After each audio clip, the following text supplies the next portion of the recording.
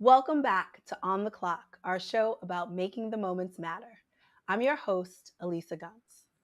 Today, we're chatting about living better and living longer by living healthier with Dr. Tamika Henry, a board certified family physician and the founder of Unlimited Health Institute, a preventive medicine practice. Dr. Tamika, we're so excited to have you here on the Clock. How are you? I am doing fantabulous. Just excited to be on the clock and just reaching out to all of you and being here with you. You have a very personal story about what first inspired you to become a doctor. Can you share that with us?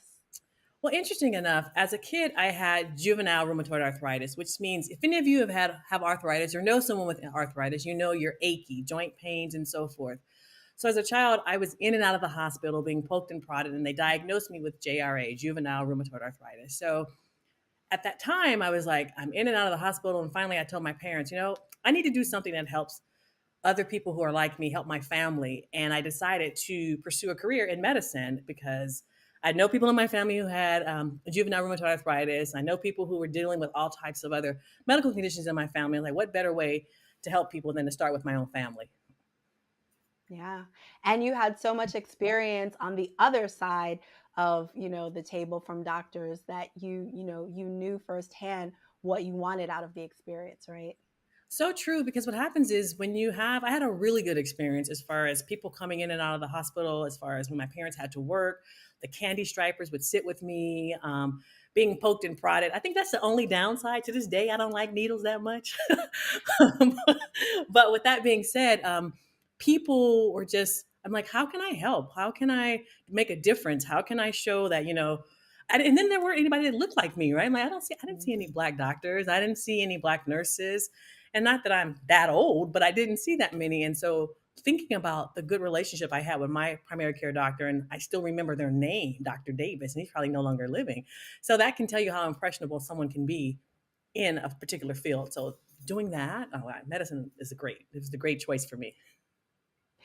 Your emphasis is in functional medicine. Can you please explain to everyone what that means? Functional medicine. So, what I would say to individuals is this: when you're thinking about functional medicine, I want you to think about getting to the root cause. If you think of a tree, and you're so quick to prune the branches. We're cutting off the leaves, we're cutting off the branches, but what's really going on is what's underneath. It's the root of the problem. It's sort of like if we think of we have a rash. You get a rash and it's there. You're like, well, let me put this cream on it. Let me go ahead and put this other ointment on it. And then maybe it works for a little while, but that's just a band aid.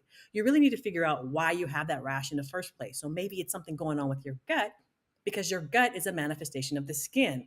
So when you think about functional medicine, I want you to think getting to the root cause. And even more so, if you think about it, you're like, I haven't heard of that. Maybe you think of natural medicine or holistic medicine or integrative medicine. Same idea, but functional medicine is thinking about, okay, what's going on? Is it something going on much deeper? Is there something with the genes? Is there something with the food? What's your stress life? What's your home life? Well, how's your sex life? What's going on as far as how's your mental life? Like, what are you thinking about?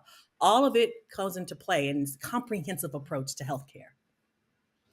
Since you're dedicated to rooting out those underlying causes, what are the things that you see most often or the factors that most commonly cause illness for Black women?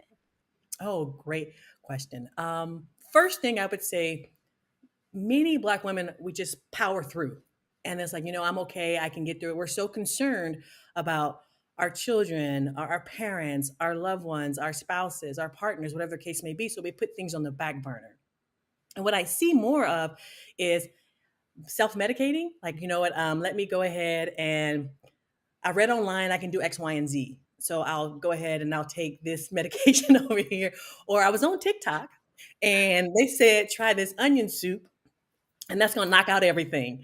Or on some other social media platform, and not to knock those platforms whatsoever, it's just that stopping to slow down to take care of themselves a lot of times is something that has to be brought upon them. Maybe it's like, I'm really proactive, but I'm trying to win at my business. I'm trying to get ahead in my career. I'm trying to make sure my kid gets into college or gets into this school, or making certain that finances are in order. So they're sometimes putting themselves on the back burner, and then it's like, you know what? Then the weight starts to creep in. Then perhaps sometimes they're told that they're struggling with, they look like they're borderline pre-diabetic. or there's issues as it relates to their cholesterol. So there's one thing after the other, and then there's some drama at home. So you're like, well, I don't have time to I don't have to deal with that, right? It's like, okay, let me just focus and get these kids out of here and take care of myself. You are speaking the truth right now. I have heard so many stories. I mean, we talk to Black women all the time. We just had a large conference where we talked about, perfectionism or other things. And so many times women have these personal stories of how they were going, going, going, going, going. Things were coming their way and they were like, no, I'm not going to stop for it. And it wasn't until they like literally or figuratively ran into a wall Right. and life made them sit down, sit still, and stop and take notice that they started to deal with their health issues. And the number one thing that comes up when we speak to them is stress. Hmm. So, can you talk about stress and how it affects your health? So let's just talk about this idea of stress in the sense that when we think about stress, there's a hormone in our body called cortisol. Now, cortisol is a stress hormone. It's secreted in the morning and throughout the day. It should be high in the morning and then low at night. What happens is our bodies is like we're constantly going, going, going. And then what happens is we'll throw in some coffee because we got to keep going. But what we don't realize is that caffeine is really impacting us. And granted, it's giving you that jolt, that boost to get you throughout the day. But then over time, what can happen is your cortisol starts to get impacted. And then what happens is you're wired and tired. You can't fall asleep. You're having problems with your blood sugar. You're challenged with other issues as it relates to just like constantly getting sick. Like, I don't know why I'm always getting sick. I'm doing everything right. I'm taking all these supplements and nothing seems to be working, right? And we will get on a supplement topic a whole later, Lisa, because Woo! I'm like, you're doing all these things trying to be healthy. But at the end of the day, when we think about stress, there's different ways you can deal with it, whether it's taking a moment and taking some deep breaths. There's such power in the power of the breath, right? There's something that's called the box breath that you breathe in for 4 seconds, you hold for 4 seconds, you breathe out for 4 seconds, and you hold for 4 seconds. We don't stop and breathe. We just go, go, go. There's that component of it. In addition, when we're under a lot of stress, it can start to manifest in our gut. And what I mean by that is every little thing starts to make you nauseous, or you're not able to, like, you're getting bloated or you're gassy, or you're having a lot of, like, you're feeling off, where you're like, I just can't eat anything. Well, but I can eat these french fries because they go down really well. So or the ice cream, or let me take this wine because it just winds me down at night. But then I'm having hot flashes and night sweats. Well, let's talk about that, because there is something in wine that's good for you called resveratrol, but for it to really be good for you, you have to be drunk. So the wine is not the answer. It's really trying to get to the root cause of what's going on with stress. And a lot of times, a lot of women aren't sleeping, right? And so what happens is they're doing something either on their phone trying to go to sleep, or they are watching TV, falling asleep on some kind of Netflix episodes or something. But at the end of the day, we need a nighttime routine, right? So don't kill me, but turn off the social media, turn off the screens at least 30 minutes prior to bed. Set an alarm to go to bed. Many women, we just go. I go to bed somewhere between 10:30 and 1:30 is what I hear classically. I'm like, but then you're tired, right? You're not rested. And when does the body repair and restore? It repairs and restores while we sleep. But if you're only getting 4 hours, 5 hours, 6 hours, and you're like, you know what? Let me get my coffee in the morning. So this cycle repeats. And then you go down this path of perhaps having problems with your blood sugar, having problems with your blood pressure. And then we have the trifecta where you're throwing your cholesterol. Then we're noticing challenges with your weight. And then you're like, you know what? You have what's called a low tolerance. Your threshold used to be nothing really phases you, but now everything seems to be bothering you. And let's factor in your hormones, right? Then that's a whole nother show talking about hormones and so forth. But at the end of the day, you have to choose you. Nobody knows your body better than you. So slow down and really take the time to take care of you. And yes, it's okay. It's not selfish. It's not something's wrong with you. You got to tweak some things. And what that means is recognizing and loving on you first. I love that. Like I was sitting here laughing along with you because I felt like that meme and I took it personally. I'm like, she's like, and then we wonder why, like, our tolerance is low. And then we wonder why we're getting sick all the time. And I'm like, have you been like spying on me? uh, it's across the board. It's across the board. It's nothing that anyone should feel ashamed about, or I'm like guilting them into feeling a certain way. But your body has gotten you to where you are right now, and that's wonderful. So let's help it get you further along the line. So what can we do? We start to take a moment, and whether we're journaling, whether we're going outside and taking your shoes off and putting your feet in the ground and doing what's called grounding, whether it's taking the time to prayer, meditate, listen to some music that's just soothing. What do you love? Maybe it's taking a bath. At least it's something so simple as just taking the time to put on some essential oils and relax, and just saying, it's okay, and being kinder to ourselves. We're really hard, and I'm in the same boat. Look, I'm not putting myself out there like I don't, like, okay. And then sometimes we even need some therapy. Who's your therapist? Who's on your team? You have your primary care doctor. Do you have a functional medicine doctor or a natural doctor on board with you? Do you have a therapist? Who's on your team? Wow. We've just gone through some of the causes of why so many chronic diseases affect Black women and what some of those diseases are. We talked a little bit about high blood sugar and high blood pressure and high cholesterol, weight gain. What are the things that, if you think about what like a healthy life looks like, that we should be doing in our everyday lives as preventive measures to protect our health? Oh, great question. So the first thing we're going to talk about is food. Let's start Okay. with something that you have control over. You have control over your fork. So, what's the first thing you're going to put into your body? Now, some of you may be what I call my intermittent fasters, where you don't really eat breakfast. And even if you don't identify as someone who fasts as it relates to breakfast, if you skip that meal and you're not eating till like 11 o'clock, you're more than likely an intermittent faster. So, what is the first thing you're putting in your body? Are you drinking some water? Are you eating some processed food? Are you jumping into some Starbucks or Pete's Coffee or the local coffee shop and grabbing that cup of coffee? And I'm not against coffee. I'm just saying, think about what you're putting in your body, because you don't have a shortage of caffeine. That's not the issue. It's more so, how are you doing to support yourself? So definitely, what are you eating? What are you putting in your body? Avoiding processed food. So definitely, it's being out here in California. One of the things that's ongoing joke in my practice is, well, I eat organic and it's fresh and it's off the farm. And I'm like, but it's loaded with sugar. At the end of the day, be mindful of the sugar you're putting in your body. Um, I didn't even say before that, get your thought life right. Knowing, number one, that's the first thing I would say. I should have led with that. Making certain that you're thinking on the positive things, because where you stare is where you will steer. So if I can get you to thinking positive about you and your health, that's the first step. Second, making certain we're putting the right things in our body, making sure you have the right amount of lean protein, making sure you have your carbohydrates, making sure you have your right amount of fats. That's important. And you can get that in a smoothie. So if you want to do a smoothie in the morning that has X amount of protein in it, and protein, by that I mean like you take your weight, divide it in half. That's about how much protein you need. So if you weigh about 160 pounds, then you need about 80 grams of protein in your body per day, barring you don't have any kidney issues. But getting the right protein on board, avoiding processed foods. And I will talk about physical activity. I don't like the word exercise because people are like, ooh, exercise. I don't like to exercise. Mufasa, exercise. It's bad. They don't like it at all. So physical activity, or let's just say the four-letter word MOVE, move. How did you move today? Did you get up from your desk?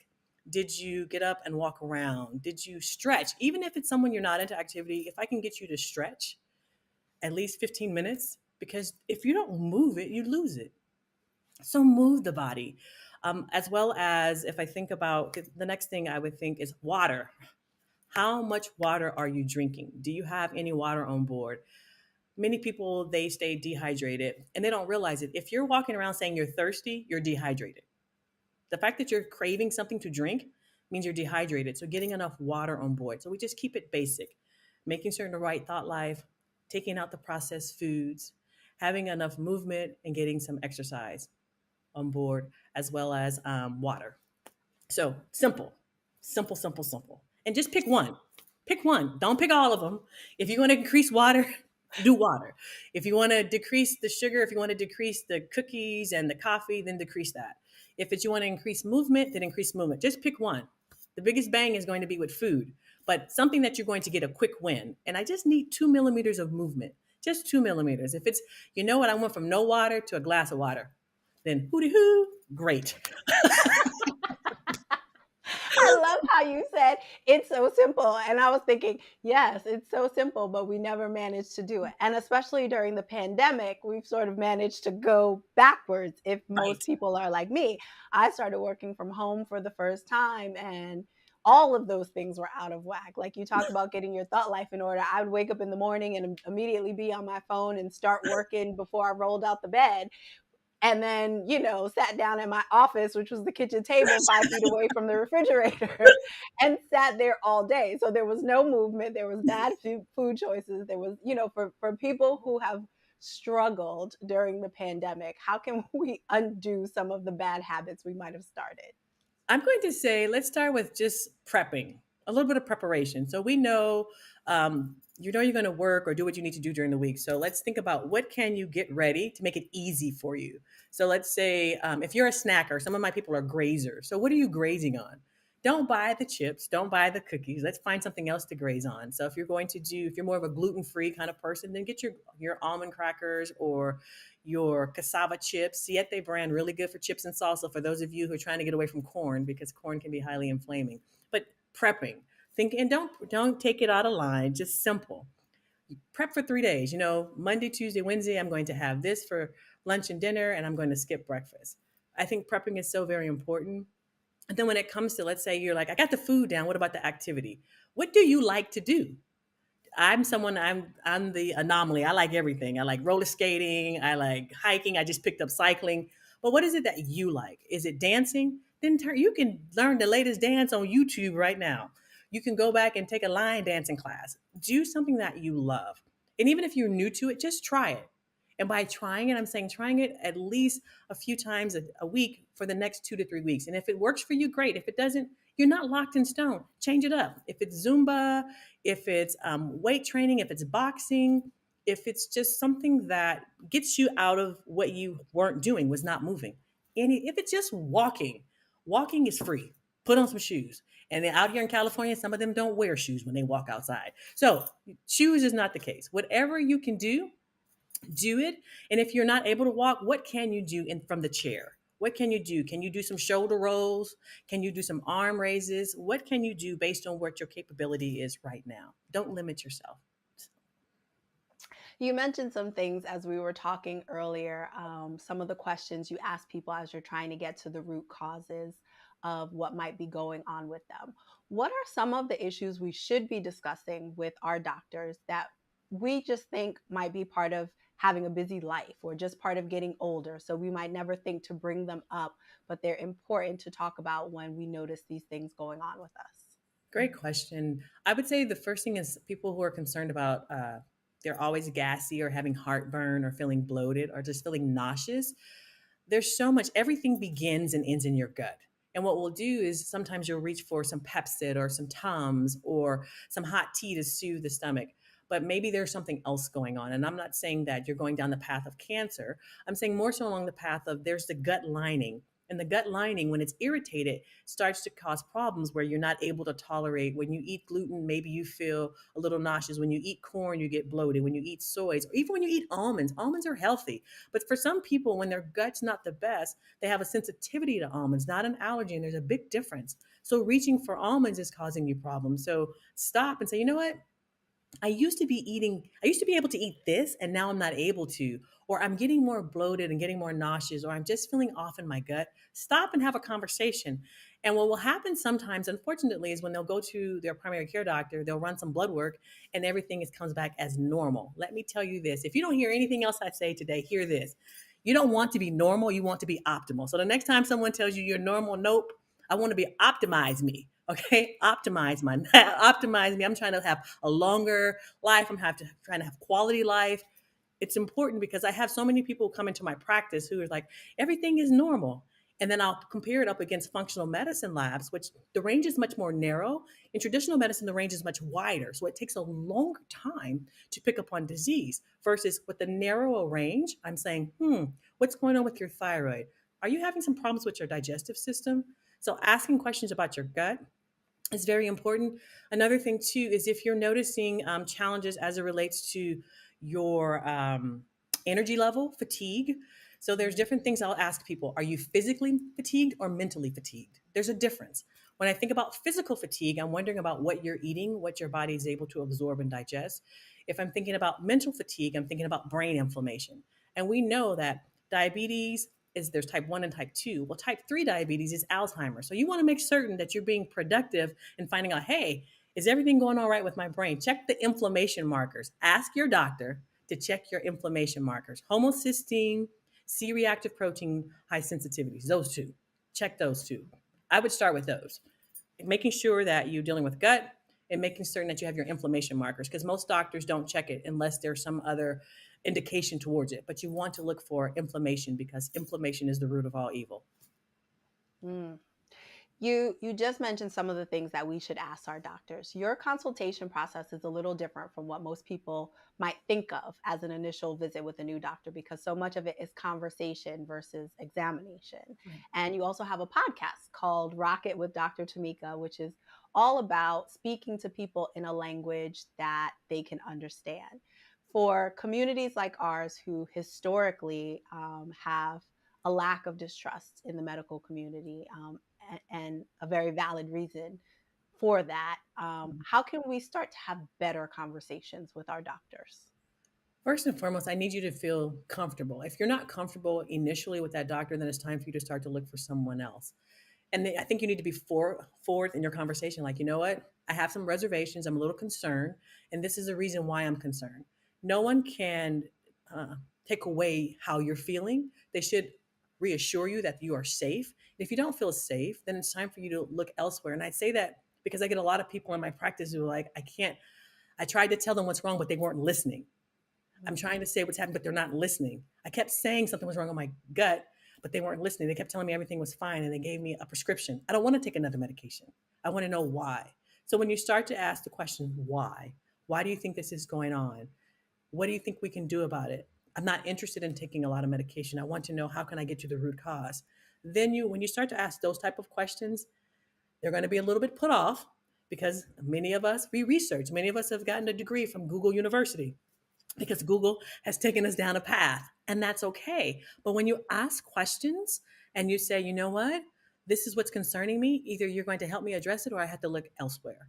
And then you'll find out from your friends, your colleagues, you'll start to investigate as to who have they been to see, who has helped them go a little bit deeper and not just put things on the surface. But you have to be confident and comfortable saying, you know what, you know your body better than anybody else. And if something's off, more than likely, you're right. And if you're not being heard, then it's time for you to move to the next channel. And that's okay. Yeah. You also have a best selling book, The Unlimited You Detox, the complete guide to detoxing your mental, environmental, and physical health. We talked a little bit earlier about food and nutrition, but the book goes beyond food. Can you talk about some of the things we should be concerned about when it comes to our environments? Oh my gosh, such a great thing to say because so many people, we're like, I'm picking on my people who are really like, I'm very clean. I want everything to be clean. Make certain that whatever you're cleaning your house with, look at what you're breathing in because the stuff that you're cleaning your house with can be very harmful to the body. So looking at and then what you're using as well to cook your food in. You know, we're so quick to have the non-stick pots and skillets and so forth, but sometimes that Teflon can really wreak havoc on our health. So thinking about your cast iron skillets and looking into how can you change it up. And I'm not asking you to change up everything and like spend all this money. I'm just saying make some small little changes, especially when it comes to cleaning the house and especially as it comes to what you're using to cook your food in. And when we think about so many things that are out there, everyone wants their house to smell good, but sometimes some of the things that you're having, the candles may be harmful to you in the long run. So having that change, as well as in the book I mentioned as it relates to physical detox. So many people put what do I call this? The motions and the potions on the skin because I want my skin lighter and tighter, right? I'm like, oh my goodness. There are certain things in there that can really, really, really wreak havoc on your body. And they can what's called phytoestrogen, which basically they look like estrogen. So the body interprets it as estrogens and it wreaks havoc on us. But we want it tight. We want it firm. There are natural things out there that you can put on your body that can help. And we're going to go back to drinking some water, go back to eating well. We're going to go back to doing strength training and exercising. That can actually help you as well as some other lotions and potions that don't have all the phytoestrogens and the parabens and everything in it. So stop and read what's inside of there. And if you can't pronounce it, it probably shouldn't be on your skin. That's a good point. But there's so much, Elisa, there's so many things out there. And I mean, we're trying to do better. People are going online, they're going into the different stores, they're going just trying to be healthier. And there's so much information out there. There's not a shortage of information. It's just a matter of having the right guides on board to help you hone it in and what works for you. Because you can read one article that says do X, Y, and Z, and the other one that says do A, B, and C. It's just what's going on with you. You are a unique individual. You have a lot going on for you. You have a lot of things you're going towards. So do things that helps you be the best you that you can possibly be. Well, this last question for you is actually going to go in the opposite of what you all just said, because I know your practice is all about delivering personalized preventive medicine. But since we're talking to a mass audience, if there was just one thing that you could get every Black woman to do when it comes to her lifestyle and her health, what would it be? Ooh, that's a good one. I would say work on your thought life immediately. And I say that because so much stems from what you're thinking about. So much as it relates to your health, whether or not you think you're going to be better, or like, they say, well, my mom, my grandmother, my grandma, my great great grandmother, everybody had diabetes. So I'm just doomed. I'm just going to be a diabetic regardless. What I tell people is genes load the gun, it doesn't pull the trigger. Just because you have a genetic, a family history does not necessarily mean it's going to manifest within you. So the thought life is going to be something that you have control over, and that's something you can actually make a change towards. And even if you go down to the woe is me, you can visit pity, but you can't live there. When you have that thought life, you can start to move the direction that gets you to where you want to get. And granted, it may not happen overnight. You know what that's called? Life. Nothing truly happens over life. A long time. It's a marathon. It's over and over. Sometimes you get it right, sometimes you don't. But if the process is, I'm just trying to be a better me in the long run. So thought life. I'm going to always put thought life first. This has been so informative. Thank you so much, Dr. Tamika, for sharing the unique ways you're helping people make the most of the time we've been given by helping us live longer, healthier lives. And thank Thank you you. all for watching On the Clock. We'll see you next time as we continue to talk about working with purpose and living with passion.